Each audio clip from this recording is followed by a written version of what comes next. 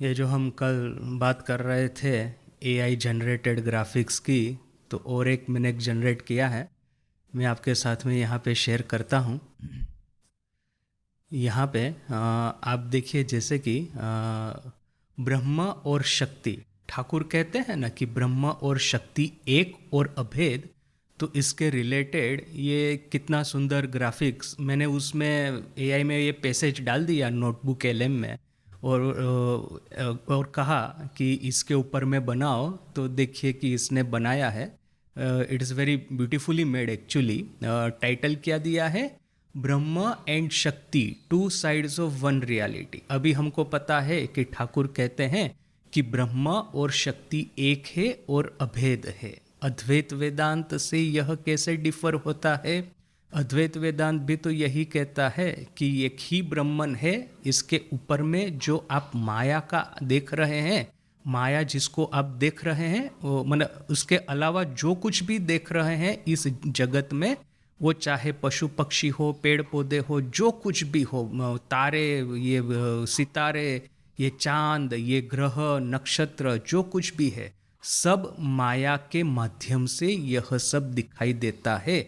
और अद्वैत वेदांत में जो उपमा दी जाती है, जैसे कि आप मरुभूमि में जा रहे हैं और प्यास लगी है, तो आपको मरुभूमि, डेजर्ट के भीतर में मिराज दिखाई देता है, एक तरह का एक इल्यूजन दिखाई देता है।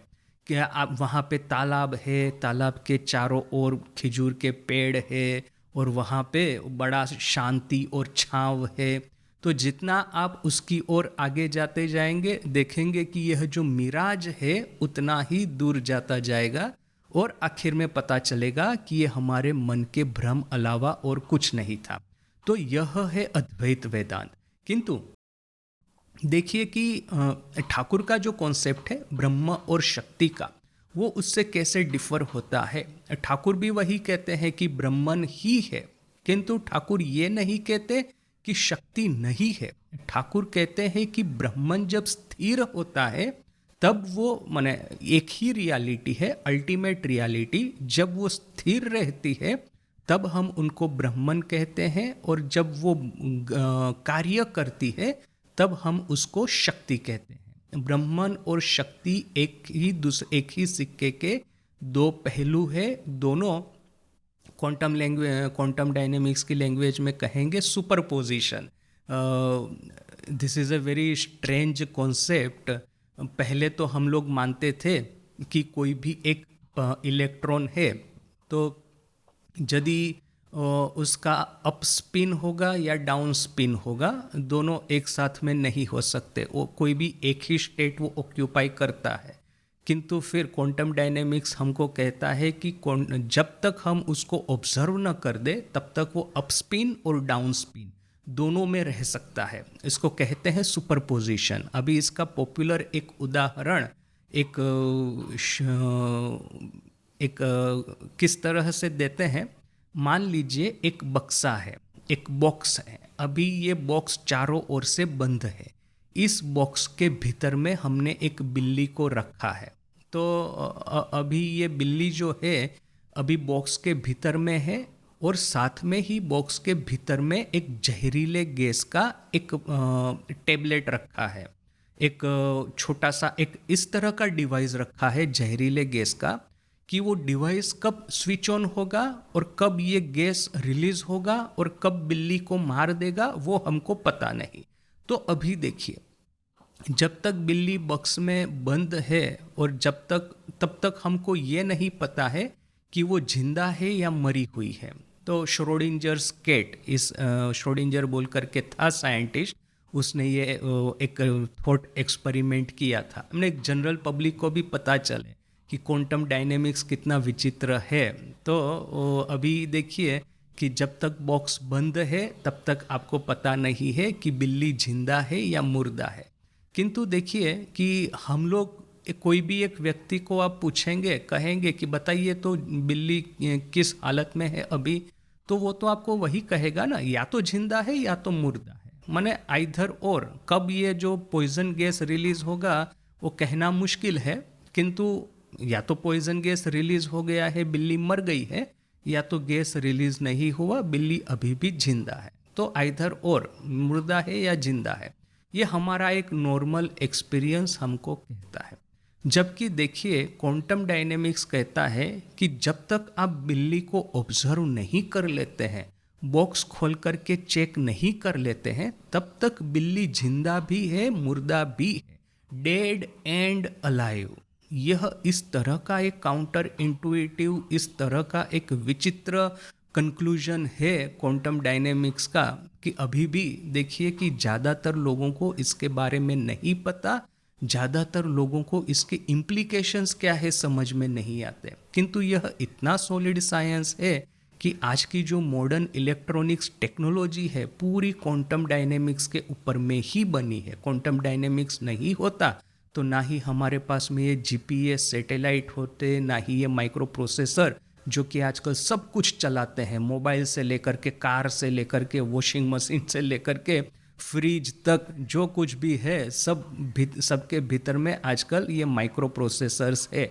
तो ये माइक्रो प्रोसेसर, ये जीपीएस सैटेलाइट, जो कुछ भी आप इलेक्ट्रॉनिक्स देख रहे हैं, सबके पीछे में ये क्वांटम डायनेमिक्स काम करता है। तो ये क्वांटम डायनेमिक्स की प्रैक्टिकल एप्लीकेशंस तो ज़बरदस्त है, किंतु इसके ये जो फिलोसॉफिकल थियोरेटिकल इम्प्लीकेशंस है बहुत ही विचित्र विचित्र है। इवन साइंटिस्ट लोग भी उसको समझाने में बेचारे गड़बड़ कर देते हैं। तो ये जो कॉन्सेप्ट है कि जनरली कोई भी अपना एक कॉमन सेंस वाला आदमी, जिसको कि हम क्लासिकल फिजिक्स कहते हैं, क्लासिकल फिजिक्स या तो कॉमन सेंस यही कहेगा कि जब तक बॉक्स नहीं खोला आपने, तब तक बिल्ली या तो जिंदा है या तो मुर्दा है, आइधर और दोनों में से एक पोजीशन में होगी।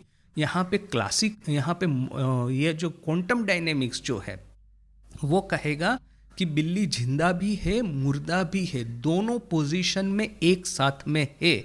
और जब तक आप उसको ऑब्जर्व नहीं करेंगे तब तक ये बिल्ली का वेव फंक्शंस कोलैप्स नहीं होगा और ये एक स्टेट को ऑक्यूपाई नहीं करेगी, यानी कि आइधर जिंदा होगी या मुर्दा होगी। ऑब्जर्वेशन करने के टाइम में वो एक ही स्टेट में होगी, जिंदा या मुर्दा। किंतु जब तक ऑब्जर्व नहीं करते हैं तब तक दोनों स्टेट में है। यहाँ पे देखिए कि ऑब्जर्वर का इतना बड़ा रोल है क्वांटम डायनेमिक्स में। तो एनीवे ऑफ कोर्स ये एक्सपेरिमेंट जो है वो माइक्रोस्कोपिक सब एटॉमिक पार्टिकल्स के ऊपर में ही अप्लाई होता है, बिल्ली जैसे बड़े ऑब्जेक्ट पे नहीं। जो एटम है न कि ये इलेक्ट्रॉन है, प्रोटॉन है, इसी के ऊपर में ये अप्लाई होगा। किंतु ये अप्लाई होता है, माने सब एटॉमिक पार्टिकल पे अप्लाई होता है। सो विच इज़ वेरी स्ट्रेंज। तो यहाँ पे भी मुझे ऐसा लग रहा है ना, ठाकुर का ये थियरी है सुपरपोजिशन वाला, कि ये ब्रह्म भी है शक्ति भी है, दोनों एक साथ में है। स्थिर है तो ब्रह्म है, कार्य करती है तो शक्ति है। किंतु यहाँ पे ब्रह्म या तो शक्ति को ऑब्जर्व यदि आप न कर ले, ऑब्जर्व कब करेंगे आप, जबकि आपको निर्विकल्प समाधि प्राप्त होगी, ब्रह्म साक्षात्कार होगा, तब एग्जैक्टली पता चलेगा कि ये ब्रह्म क्या है और शक्ति क्या है। जब तक हम निर्विकल्प समाधि प्राप्त नहीं करते, क्वांटम डायनेमिक्स में जो ऑब्जर्वर का रोल जो है वो रोल जब तक हमको नहीं मिलता है, तब तक ये ब्रह्म और शक्ति दोनों सुपरपोजिशन में है, दोनों एक साथ में उसका दोनों का अस्तित्व है। तो यहाँ पे देखिए कि ठाकुर का ये जो कॉन्सेप्ट है उसको लेकर के इतना सुंदर ये ग्राफिक्स बनाया है। पहले तो है कि ब्रह्मन ये क्या है, एब्सोल्यूट इनएक्टिव स्टेट, और फिर when the ultimate reality is not engage in acts of creation, preservation और destruction. Still water, it is like a vast calm ocean of existence, knowledge, bliss, absolute, Sachchidananda. Spelling गलत है किंतु खैर, formless and impersonal. In this state, the reality is considered attributeless and beyond all descriptions. तो देखिए ये जो absolute ब्रह्म सच चित आनंद का डिस्क्रिप्शन मैंने विजुअल रिप्रेजेंट करना है तो कितना सुंदर किया है। स्टिल वाटर और कलर पैलेट भी जो लिया है। मैं जब राजकोट में था तो वहाँ पे मुझे किताबों के टाइटल डिज़ाइन करने होते थे, मैगज़ीन के कवर डिज़ाइन करने होते थे, तो एक कलर थियरी वगैरह मैंने सीखा था। तो ये ब्लू कलर जो है वो एक तो पीसफुल और काल्मिंग कलर है। तो देखिए कि उसने ब्लू वाइट लाइट ब्लू वाला जो कॉम्बिनेशन किया है ये एकदम ठीक किया है। और यहाँ पे देखिए कि शक्ति क्या है। शक्ति is like A primal energy, the active state, the same reality engaged in the cosmic functions of creating, preserving and destroying the universe. ये सृष्टि स्थिति प्रलय, जब ब्रह्म कार्य करता है तो सृष्टि स्थिति प्रलय करता है। तो ये सृष्टि स्थिति प्रलय का ये जो चित्र भी उसने बनाया है, रेड कलर है रजस का चिन्ह। ये जो लाइट ब्लू कलर है सत्व का वो माने वो रिप्रेजेंटेटिव, तो ये रेड कलर है वो रजस रिप्रेजेंट करता है। तो देखिए कि उसने परफेक्ट कलर कॉम्बिनेशन यहाँ पे लिया है, एक्टिव स्टेट। और ये फिर क्या है कि वेव्स इन द वाटर, जब पानी स्थिर होता है तो वो ब्रह्मन है, और जब ये तरंगायित होता है तो शक्ति है। तो waves in the water, the dynamic creative power that makes the still ocean of Brahman appear as the universe. इसने ये शब्द सब उसी के हैं। मैंने तो पूरा कथामृत में से ही बोला था कि पूरे कथामृत को पढ़ करके उसमें से बनाना। तो ये स्ट्रक्चर, ये कॉन्सेप्चुअल आर्ट कॉन्सेप्ट, फिर ये जो कैप्शंस वगैरह सब उसने अपने से बनाया है। फिर क्या कहता है, विथ फॉर्म एंड पर्सनालिटी। जो शक्ति है, शक्ति तो माँ काली का खुद का तो अपना एक नेचर था, एक स्वभाव था। This aspect is known as Shakti और काली। यहाँ पे स्पेलिंग मिस्टेक है, किंतु एनीवे शक्ति और Kali, the divine mother who can be worshipped with form. देखिए कि वही काली जो ठाकुर मंदिर में जब जाते हैं और माँ काली के साथ में वार्तालाप करते हैं। ठाकुर कहते हैं कि जब माँ काली को शयन करवाने के लिए ले जाते हैं तो काली माँ आकर के ठाकुर को कहती है, तुम मेरे साथ में ही ये मेरे बेड के ऊपर में शयन करो। जैसे कि बच्चा माँ के गोद में सोता है, माँ के पास में सोता है। तो अभी देखिए जो लोग देख रहे थे उनको तो माँ नहीं दिखती है, उनको तो यही दिखता है कि ठाकुर पता नहीं अपने आप क्या पागल की तरफ बातें करते रहते हैं। तो ठाकुर कहते हैं कि अच्छा तुम कहती हो कि मैं तुम्हारे साथ में सोऊं, अच्छा ठीक है मैं सोता हूँ। ऐसा बोल करके माँ के बिस्तर पे उठ करके माँ के ही साथ में सो जाते हैं। अभी नेचुरली ये तो लोगों को पता चलेगा तो हल्ला गुल्ला हो जाएगा। काली मंदिर में तो बहुत हल्ला हो गया था। वो मथुर बाबू को पत्र लिखा था वहाँ के लोगों ने कि छोटो भट्टाचार्य महाशय ये मायर लुची ये बेडाल के खेते दिच्छे। माने माँ काली के भोग की जो पूरी है वो ठाकुर जो है छोटो भट्टाचार्य, बड़ो भट्टाचार्य अर्थात कि ठाकुर के बड़े भाई, तो छोटो भट्टाचार्य अर्थात ठाकुर, तो वो क्या कर रहे हैं, तो माँ के भोग की पूरी जो है वो बिल्ली को खाने को देते हैं। ऐसा बोल करके मथुर बाबू के पास में कंप्लेन लेटर भेजा था। तो देखिए कि ऑब्वियसली कोई भी अभी इवन आप इतना सब कुछ देखने के बाद में, सुनने के बाद में, पढ़ने के बाद में, आज रामकृष्ण मिशन के कोई भी मंदिर में कोई भी पुजारी इस तरह की हरकत करेगा तो उसको इमीडिएटली हम लोग छुट्टी पे भेज देंगे कि जाओ थोड़ा सा दिमाग ठीक करके आओ। क्यों? क्योंकि ये ठाकुर ने जो देखा वो इतना अद्भुत था। न भूतो न भविष्यति, भूतो न भविष्यति अर्थात कि न ही भूतकाल में इसको देखने को मिला है, ना ही हम लोगों को ऐसा लगता है कि भविष्य में ऐसा कभी देखने को मिलेगा। इवन रामकृष्ण वही ठाकुर के नाम से ये संघ प्रारंभ हुआ है। इमेजिन कीजिए कि बेलूर मठ के पुजारी ऐसा कुछ करते हैं तो फिर क्या हालत होगी। तो देखिए कि यह जो ठाकुर का विजन था वैसे तो सत्य घटनाओं पर ही आधारित था, माने कि ठाकुर को सही सही माँ का दर्शन होता था।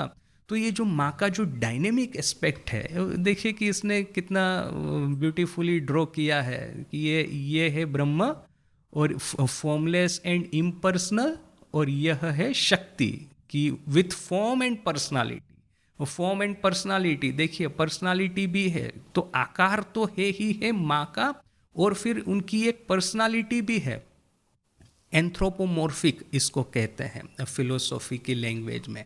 एंथ्रोपोमॉर्फिक का क्या अर्थ है? आप यदि भगवान की कल्पना करेंगे तो अभी मान लीजिए मार्स ग्रह है, अभी उसके ऊपर में तो कुछ कुछ बोलते हैं ये लोग कि लाइफ के कुछ चिन्ह मिले हैं। अभी रिसेंटली पढ़ा मैंने कि आकाश में कहीं पे ऑक्सीजन प्राप्त हुआ है, ऑक्सीजन न कि ऐसा ही कुछ जो कि दिखाता है कि इट इज़ पॉसिबल कि स्पेस में और कहीं पे जीवन हो। तो अभी मान लीजिए कि ऐसा कोई ग्रह है, वहाँ पूरा समुंदर से घिरा हुआ है और वहाँ पे जो हायर लाइफ डेवलप हुई है वो मछली के रूप में हुई है। तो अभी ये मछली रूपी ये जो स्पीसीज है वो यदि अपने भगवान की कल्पना करेंगे तो वो तो मछली के रूप में ही करेंगे ना, कि मीन अवतार कि एक बहुत बड़ी मछली है जो कि भगवान के रूप में है। हम लोग जिस तरह से भगवान विष्णु की कल्पना एक मनुष्य के रूप में करते हैं, एक पुरुष के रूप में करते हैं, तो वे लोग जो है वे लोग एक मछली के रूप में करेंगे। अभी आपने ये साइंस फिक्शन मूवीज़ वगैरह तो देखा ही होगा, वो चित्र विचित्र एलियन सब होते हैं, तो वो इस तरह के विचित्र एलियन अपने भगवान की कल्पना करेंगे तो वही एलियन के रूप में ही करेंगे, एलियन गॉड। तो देखिए कि हम जब ईश्वर की कल्पना करते हैं तो मनुष्य के रूप में करते हैं। तो ये मनुष्य के रूप में जो माने जो किसी भी चीज़ को आप मनुष्य की पर्सनालिटी देते हैं, इसको कहा जाता है एंथ्रोपोमॉर्फिक। तो देखिए कि अपने जो भगवान है वो भी एंथ्रोपोमॉर्फिक ही भगवान है, वो चाहे विष्णु हो, राम, वैसे वराह अवतार है, वैसे मीन अवतार है, वे तो किंतु क्या है कि वो तो भूतकाल में हो गए सो हो गए। और उनका पर्सनालिटी भी यदि आप देखेंगे, देह है वराह का, देह है शायद मछली का, किंतु उनका जो पर्सनालिटी है वो मनुष्य का ही है, माने मनुष्य की तरह ही पूरा बिहेव करते हैं।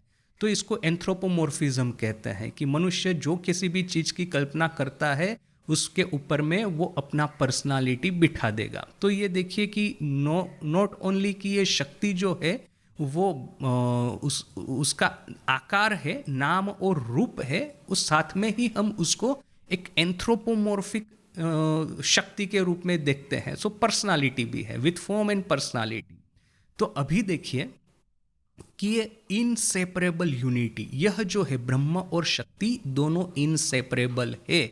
जिसको कि आप ब्रह्म कहते हैं उसी को मैं शक्ति कहता हूँ, ठाकुर बार बार कहते हैं ब्रह्म एंड शक्ति आर आइडेंटिकल, ब्रह्म शक्ति अभेद। ये जो हमने पहले भी डिस्कस किया कि यदि उपनिषद का महावाक्य है अहम ब्रह्मासि प्रज्ञानम ब्रह्म तत्वमसि वगैरह, तो फिर यहाँ पे देखिए कि ठाकुर का कथामृत का जो महावाक्य है वो है ब्रह्म शक्ति अभेद। तो देखिए कि Brahma and Shakti are identical, you can never think of the one without the other, बिना एक के आप दूसरे को सोच ही नहीं पाएंगे।